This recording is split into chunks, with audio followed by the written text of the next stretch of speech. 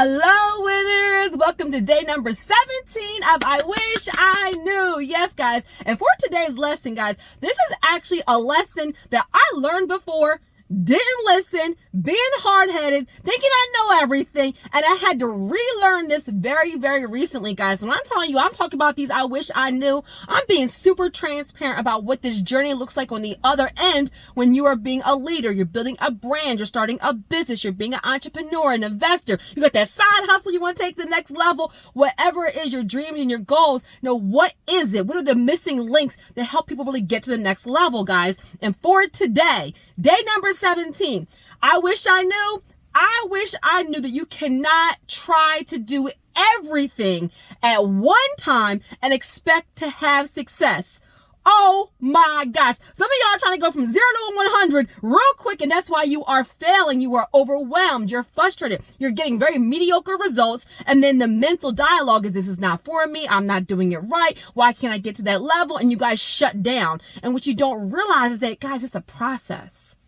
You cannot try to just start a business and then have a multi-million-dollar brand and have thousands of customers and clients and have it being income producing and all those things like overnight. You have to do it in phases. And guys, I want you even to think about a house. Think about a project. First you probably see the house. I'm talking about my real estate investors, right? Think about, something, a rehab that needs work. And first you get some estimates, then you have to gut it out, and then you get the contracts, and then they start doing the framework and all those things. And it's a process.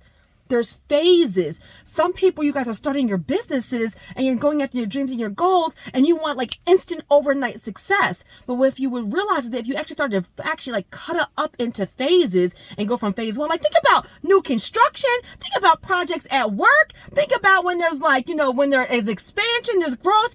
Everybody does it in a systematic way with phases, guys. There is a reason why people are trying to do too much at one time, and that's why you're failing. That's why you're not getting to the next level. And let me even take it a step further. You have to stay in your lane, guys. Whatever is your gift, you need to work in your gift, and then you need to have a team. Team, T-E-A-M. Together, everyone accomplishes more. You need to know where you're weak and where you're strong, and have people on your team that are stronger where you're weak and have different skill set. So let me tell you how I just recently learned this myself again, okay? So I am a credit expert. I am a consultant. I have a ton of results. I do a ton of events. I'm very grateful and humble for the blessings that have been in my life and that are continuing to grow and being able to help people, right? So when I started doing Make Real Estate Real and getting connected with the team, everybody was saying, you need a course, more people need to know this. And I kind of knew, I was actually shifting into more coaching and more training, because what I was seeing on the back end, guys, is that when I have clients and I do all the work for them, you'll be surprised how many times I have clients who want a house, I repair their credit, and then they never buy a house. Or I repair their credit, and a couple months later, they'll file bankruptcy. I've gotten clients where I've gotten them a house, and 6 months later, they're filing bankruptcy, or they're having a foreclosure, or they're repoing their car. And I'm like, we did all of that work for you to have good, what happened? So what I started to realize is a couple of things. One is that when people don't learn the principles themselves, right? How to budget, how to manage money, the pros and the cons, the importance of it, all those things. If you don't change the behaviors, right, then you can have a result, but they can't be sustained. They don't maintain it and grow it. And also I understand is that when somebody else does it for them, they don't always value it the same. Not everybody, guys, OMG, but I'm just saying not everybody always values it the same way, because they didn't have to write the letters and do the calls and do the negotiations and do the deletions and do the follow-up and do all those things. They don't understand the time and effort that goes into having a specific result. But what I did understand is that when I educate people, when I train people, when I show people, not only did they absorb it in a different way, but they had to absorb it, they had to be able to understand it, and then they had to be able to do the action themselves. So number one, I've empowered them. I've educated. They have that knowledge long term, but they also respect it. They was like, listen, I don't worked on my credit for 6 months. I ain't never having a late payment again. I ain't never falling past due again. I ain't never having a collection again, because they understand all of that work that it took. So I knew I needed a course. I knew I needed a training, but I had no idea. I just got the knowledge in my brain. Okay. I don't know how to do anything. Y'all see my YouTube videos? I still don't know how to edit. I still don't have an intro. I still don't have a great big marketing team that does that. I press play on my cell phone and it's a go. But it's the knowledge. The reason why it still grows, the brand still grows, is because I'm passionate about what I do. I know what I'm talking about, right? But I didn't know how to create a course. Guys, Credit Leverage Lifestyle just launched when February 14th, right? A couple of months ago. Now, that course was in the making probably for like over a year, guys. This is the behind the scenes that you guys don't know. I had written in my goals to have an online course, to have education, all those kinds of things, and I had no idea how to do it. So now I thought I was going to create this course myself. So I got, Kajabi. I started watching videos about how to create a course and all these things, and I was so overwhelmed because that is so not my thing. The tech stuff is so not my thing. I was so overwhelmed that I was stagnant. Building my consultant firm, still real estate investing, still doing events, but my course just kept on lingering. And literally, it should have been released in 2020. Probably 2019, to be honest with you, because it always was an idea. What did I post today on my Instagram? I posted that ideas are easy, but execution is hard. Guys, when I'm posting these posts, I'm talking to myself too. One thing about me is I'll tell you, you grow through this. There's always another level. There's always some more to learn. Great leaders are great students. I live by that. I'm not just regurgitating that out to you guys. I live by that myself. That's why I still have mentors and I still have coaches. I coach and I mentor, but I still have people that pour into me and hold me accountable. And that's what happened with the course, guys. So I was trying to build the course and I was trying to figure out all the logistics, all the branding, all the stuff. And I was so overwhelmed. I kept on saying, I do a little bit and I would try and it would turn out like that. Then eventually, more people started asking about the course, like the Jamals and the Carls. And then Jamal was like, I told him how I was like, for hours and hours and hours trying to learn Kajabi. He's like, what are you doing? What are you doing? You're a credit expert. You hire somebody to do that. The area where you need help in, like hire somebody to help you there because your course should have been out.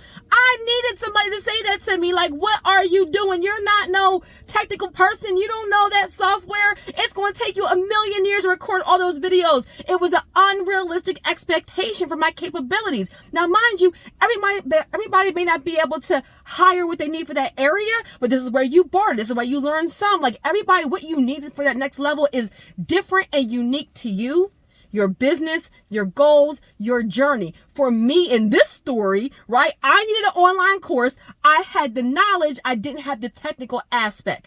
Somebody else, a mentor said, yeah, what are you doing, Terry? Your course should have been out. What's the holdup? And I was like, I'm trying to learn Kajabi and I'm trying to do these videos. And they were like, are you crazy?